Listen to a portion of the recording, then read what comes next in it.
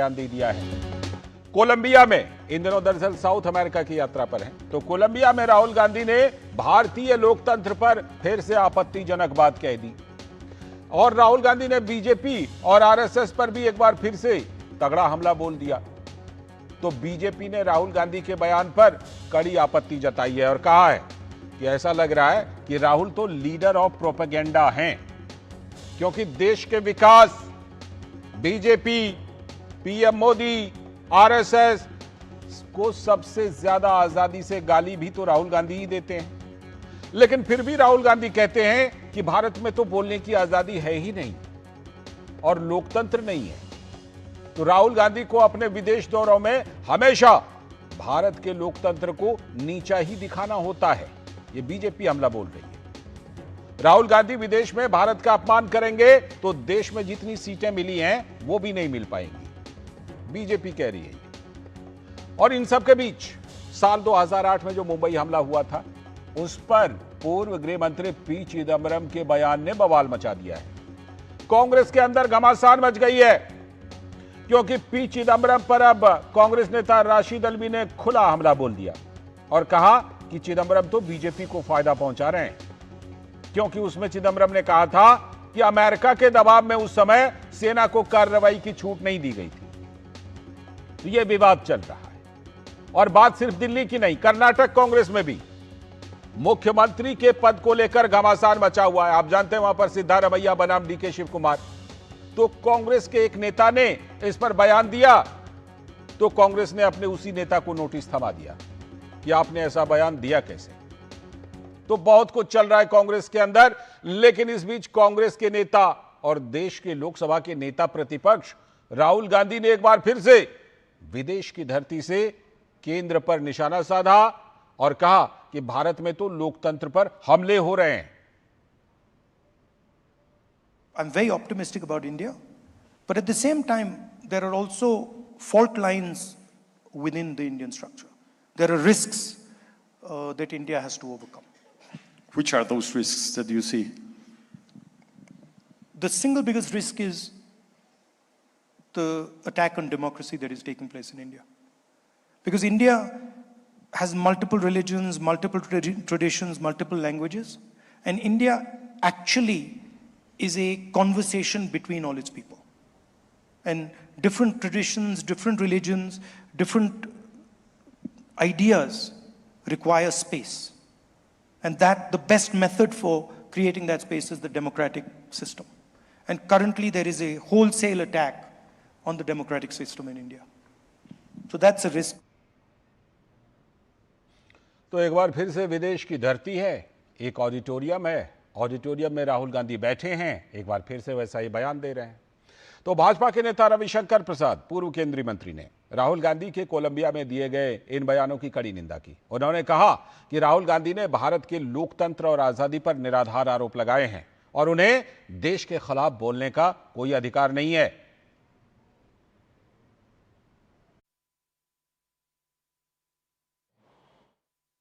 लोगों को बात करने की आजादी नहीं है। अगर कोई व्यक्ति सबसे अधिक आजादी से देश के विकास को, भाजपा को और प्रधानमंत्री मोदी जी को गाली देते हैं तो राहुल गांधी है। तो आपको देश के खिलाफ कुछ भी बोलने का अधिकार है। मोदी जी के ऊपर तो आप झूठे आरोपों की झड़ी लगाते हैं पूरे हिंदुस्तान में घूम घूम करके। तो लोकतंत्र में तो आपको एक प्रकार से गाली देने का अधिकार दे रखा है हिंदुस्तान में। और भाजपा के राष्ट्रीय प्रवक्ता सुधांशु त्रिवेदी ने कांग्रेस नेता राहुल गांधी पर भारत की छवि को विदेशी मंचों पर खराब करने का आरोप लगाया।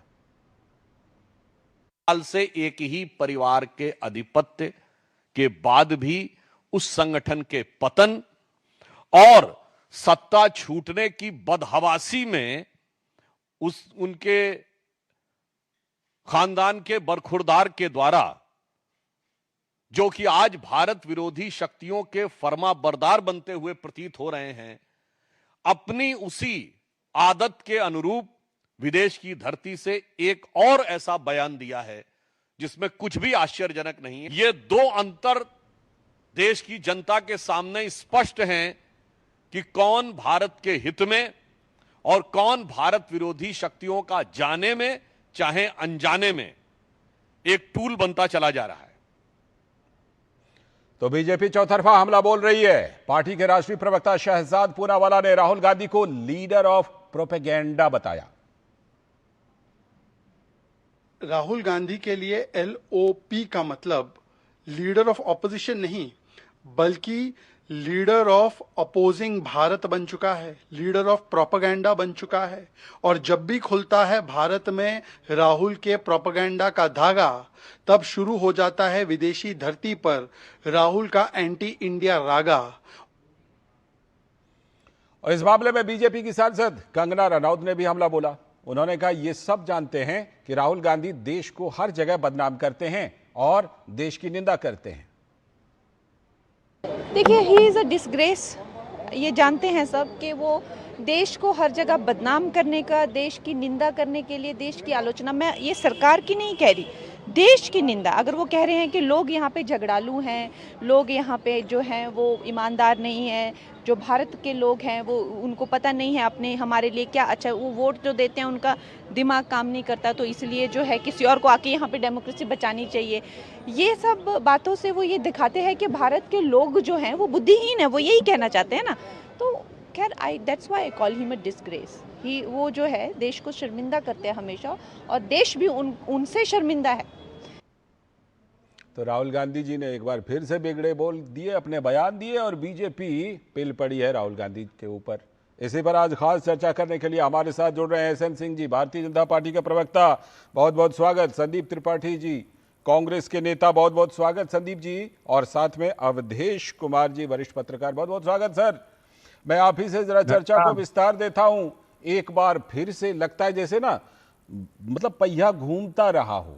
वही लीडर ऑफ अपोजिशन कांग्रेस नेता राहुल गांधी जी, वही विदेश की धरती, वही एक बंद सा ऑडिटोरियम बढ़िया सा, उसमें बैठे हुए कुछ लोग, फिर वही सारे बयान, भारत में लोकतंत्र नहीं है, भारत में अल्पसंख्यकों पर अत्याचार होते हैं, ये सब कुछ, मतलब ये जो चल रहा है अवधेश सर, क्या लग रहा है? मुझे लगता है कि अगर ये बयान भी देना हो, यहीं पर किसी यूनिवर्सिटी में दे दें, यहीं पर किसी ऑडिटोरियम में दे दें, अगर चर्चा ही इस पर करनी हो तो। ये बार बार विदेश की धरती में जा करके ये सब करने की क्या जरूरत पड़ रही है अवधेश? भारत की कौन महत्वपूर्ण यूनिवर्सिटी राहुल जी को इनवाइट करती है, जरा मुझे बताइए। वो तो JNU में जाकर के नारा भी लगा है, लेकिन मुझे नहीं याद है JNU ने या दिल्ली यूनिवर्सिटी ने, दिल्ली के ही जो कई यूनिवर्सिटियां हैं, कभी राहुल गांधी जी को बुलाए और भाषण कराए। मैंने तो नहीं सुना है, आध जगह गए हो तो अलग बात है, मेरे ध्यान में इधर नहीं है। तो विदेश में उनके जो विदेशी ओवरसीज कांग्रेस ऑफ इंडिया के जो उनके नेता हैं, अध्यक्ष हैं, और इनके गुरु भी शायद हैं, वो जो सत्यनारायण गंगाराम पित्रोदा जी, जो उड़ीसा के हैं, लेकिन उन्होंने अपने को सत्यनारायण गंगाराम, उनको पसंद नहीं आता है तो सैम लिख लिया। तो सत्यनारायण गंगाराम पित्रोदा जी उनके लिए जगह जगह आयोजित करते रहे। अभी तो शुरुआत हुई है सर। दक्षिण अमेरिका में आपके की सरकार आपके देश की प्रतिष्ठा दिलाने के लिए काम कर रही है, व्यापार में जाने के लिए, क्योंकि अमेरिका से वहां तनाव है अलग अलग प्रकार से। अभी इसके बाद वो ब्राजील जाने वाले हैं, पेरू जाने वाले हैं, चिली जाने वाले हैं। अभी सुनते रहिए वो क्या क्या बोलते हैं। भारत में लोकतंत्र नहीं है तो वहां कोई स्टूडेंट पूछा क्यों नहीं, आप 3 लोग परिवार में जो है वयस्क हैं और तीनों सांसद कैसे हैं अगर लोकतंत्र नहीं है तो? और लगातार सांसद हैं, ये भी नहीं जब से सरकार आई है। अगर लोकतंत्र नहीं है तो आप इतना विरोध में यात्रा निकालते रहते हैं, बोलते रहते हैं, कैसे संभव हो रहा है ये? अगर RSS सभी संस्थाओं पर, तो RSS इतनी बड़ा संगठन है, दिन रात उसके खिलाफ आप बोलते रहते हैं, ये कैसे संभव हो रहा है? तो राहुल गांधी जो बोलते हैं, अगर वो उनकी नीति है कि भारत में भी ऐसा ही एक माहौल बनाओ, लोगों को उत्तेजित करो, सब भारत से निकल के फिर विदेश में माहौल बनाओ, फिर विदेश से निकलो तो भारत में माहौल बनाओ, ताकि किसी ढंग से दुनिया का कुछ टूलकिट बन जाए और हमारे देश में कुछ बांग्लादेश, नेपाल, श्रीलंका हो जाए, इसके लिए वो करते रहते हैं। आप सोचिए ना, देश के लोकसभा के विपक्ष के नेता हैं, लोकसभा में उनको विपक्ष का नेता बनाया गया है।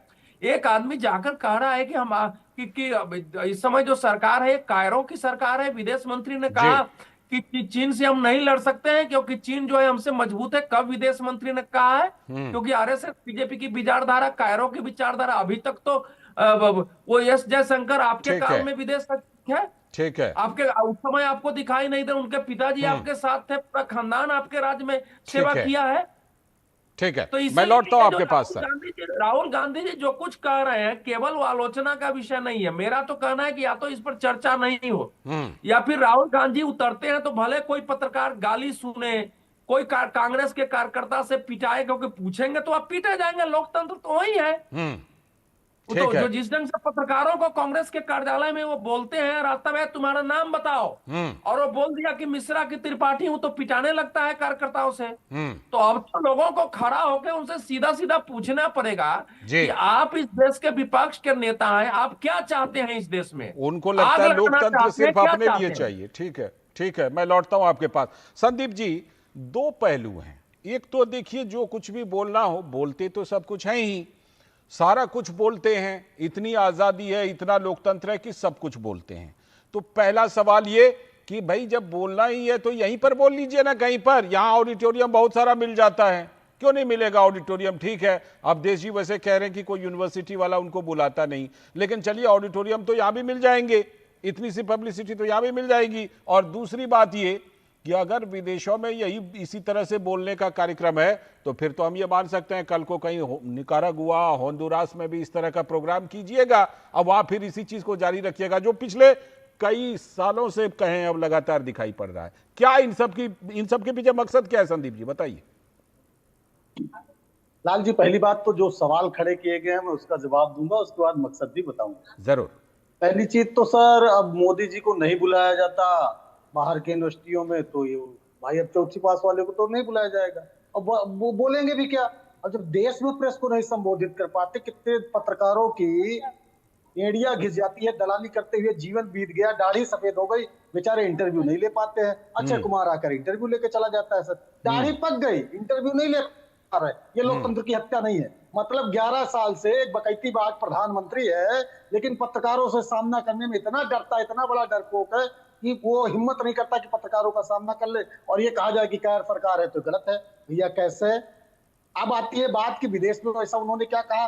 विदेश में उन्होंने सरकारों को कहा, आज की मौजूदा सरकार को कहा, देश को नहीं कहा। मोदी मतलब आपके लिए देश हो सकता है, मोदी जी तो किसी के लिए अपने उनके बप्पा भी हैं, किसी के लिए उनके लिए भगवान भी हैं। वो आपके लिए देश हो सकते हैं, आपके लिए बाप हो सकते हैं, आपके लिए भगवान हो सकते हैं। हमारे लिए वो देश के प्रधानमंत्री हैं, और प्रधानमंत्री होने के नाते उनको जवाब दे होना पड़ेगा, और नीतियों पे सवाल खड़े होंगे तो ये जवाब देना यहाँ तक बिल्कुल सही है, उनके चिंटुओं की। अब आते हैं सर, अब आप सही है तो कौन सा सुना? इतना तो सही है कि आप प्रधानमंत्री से सवाल पूछ सकते हैं, बिल्कुल लोकतंत्र है तभी तो पूछ सकते हैं। लालचंद जी, किस देश का नेता भारत में आकर के अपने देश के बारे में ऐसा बोलता है?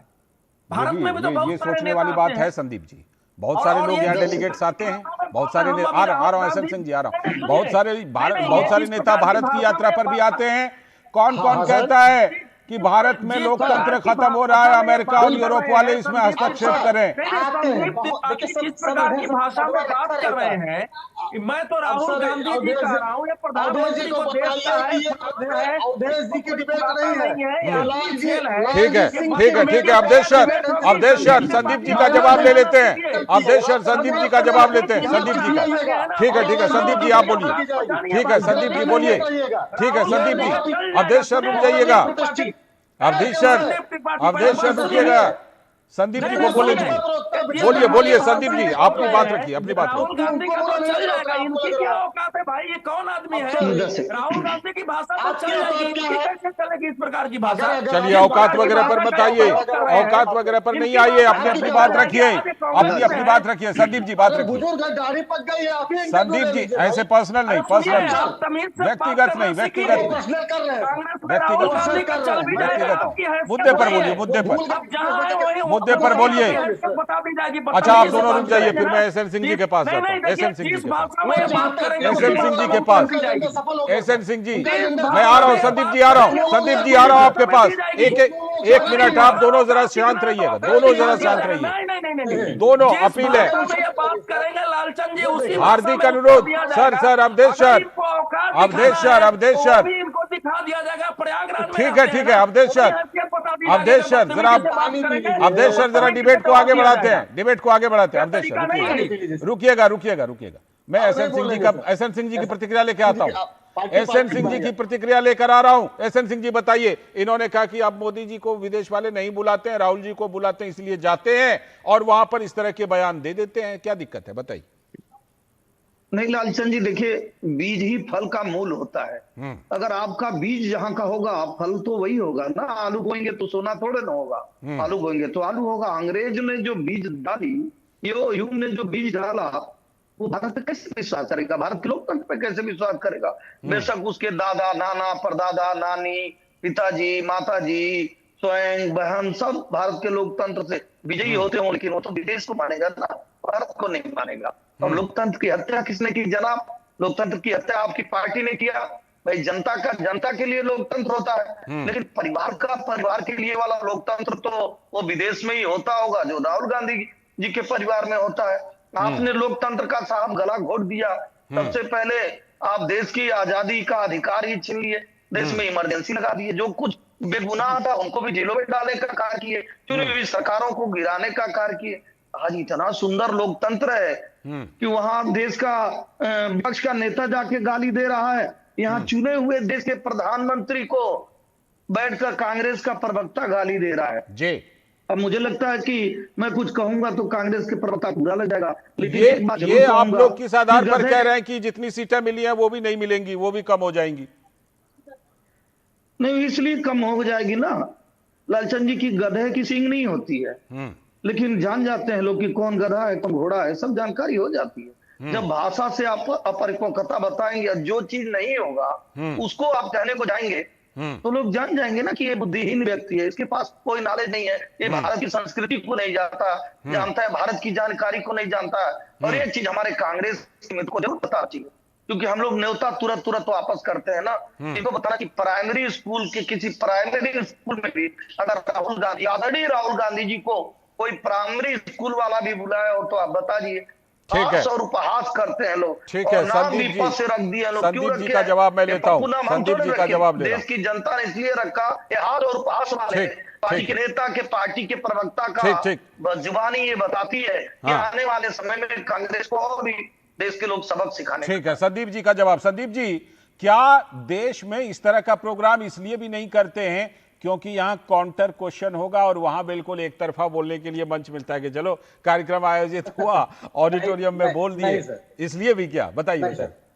नहीं सर, हमारे यहाँ सर कल्चर, आप चाहे मनमोहन सिंह जी 10 साल प्रधानमंत्री रहे, लगातार जिनको मनमोहन सिंह ही लोग कहते थे, वो लगातार आप सबका सम्मान करते हुए आप सबके सवालों का जवाब देना जानते थे। और आज भी राहुल जी मनमोहन सिंह जी के हाथ से तो लेके कागज फाड़ने का कार्य कर रहे हैं अपने नेताओं को। अब संदीप जी को बोलने दीजिए, इन्होंने, संदीप जी ने आपको सुना। एसएन सिंह जी, एसएन सिंह जी, एसएन सिंह जी, संदीप जी ने आपको पूरा सुना, आप इनको भी सुनिए। हाँ बोलिए, संदीप जी को बोलिए, संदीप जी को बोले लीजिए, बाद में काउंटर कर लीजिएगा। संदीप जी को बोलिए, विपक्ष को जनता तमाचा लगा रही है। बोलिए संदीप जी, बोलिए। जो चुने हुए प्रधानमंत्री, एसएन सिंह जी रुक जाइएगा, एसएन सिंह जी, एसएन सिंह जी बाद में काउंटर कर लीजिएगा, एसएन सिंह जी बाद में काउंटर कर लीजिएगा। अभी संदीप जी को बोलने दीजिए। संदीप जी बोलिए। आपको जनता नहीं बोलने दे रही है, आपको जनता नहीं बोलने दे रही है, और जनता क्यों बोलने देगी? दो व्यक्ति जीता ही नहीं था, 13 वोटों से जो आ गया, कैसे हो गया? आप बताइए कैसे हो गया? उस समय भी एसएन सिंह जी, एसएन सिंह जी रुक जाइए, संदीप जी की आवाज आने दी, संदीप जी को बोलने दी। गुंडे अब छोड़िए, पर्सनल नहीं, मुद्दे पर, मुद्दे हम लोगों ने थोड़ी सी गुंडे कम कर दी है, मुद्दे पर बोलिए, मुद्दे पर। गुंडे ही और कम कर, कम कर देंगे तो पता नहीं। सर अभी बात गधे की बात आई सर, तो सावन, एक बात, दो कहावतें मैं सिर्फ कहूंगा। सावन के अंधे को हर जगह, समझ रहे हैं, हरा ही है। ठीक है, ठीक है। दूसरा सर, दूसरा सर, मोदी जी गधे के बारे में भी सर हमारे यशन भाई बहुत अभद्र टिप्पणी की है। अब मोदी जी इनको भूल गए कि मोदी जी गधे से प्रेरणा लेते हैं। अरे आपके मालिक के मालिक है, मलिकवा के मालिक, मलिकवा के मालिक को आप ऐसे बोलिएगा? मलिकवा के मालिक है। मुद्दे से भटक रहे हैं आप लोग, मुद्दे से, आज के मुद्दे से आप लोग भटक रहे हैं। पटरी पर आइए, मुद्दे पर आइए, हम सिर्फ ये कह रहे हैं कि पटरी पर आइए। आज के मुद्दे पर बात करते हैं, आज के मुद्दे पर बात करते हैं। मैं आप दोनों के पास लौटूंगा, अवधेश जी के पास। शांति से सुना सर, आप शांति से सुना। पहले सर वो नहीं बोलने दिया, अब ये नहीं बोलने। अच्छा, मैं मौका दूंगा, मैं आपको पूरा मौका दूंगा, पूरा मौका दूंगा। अभी अवधेश जी को लाने दीजिए, अवधेश जी को। आप लोग थोड़ी शांति रखिए, थोड़ी शांति रखिए। अवधेश जी सर वो बोलेंगे तो आप वहां चले जाएंगे, वो बोलेंगे नहीं, तो ठीक है, ठीक है, मैं आ रहा हूं ना। आपको मैं आपकी सारी बात, पूरी बात लूंगा। अवधेश जी की टिप्पणी लेकर।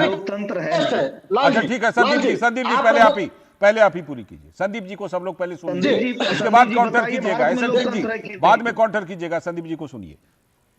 देखिए सर, अब देखिए सर, देखिए अब बोलिए ना सर, बोलिए। एसएन सिंह जी सुन रहे हैं। मोदी जी सर 14 में गए, विदेश सर गए, और उन्होंने कहा कि पहले भारत घोटालों और नीतिगत पंगुदा के लिए जाना जाता था, लेकिन अब विश्व तेजी से बढ़ रहा है। मतलब जब मोदी जी कह रहे थे कि अभी मैं कुछ कह दूंगा, देखिए ठाकुर साहब करिए, बाबू साहब हमने पहल दिया, पहुंच गई बात सही, दर्द हो रहा है, खत्म कर दिया।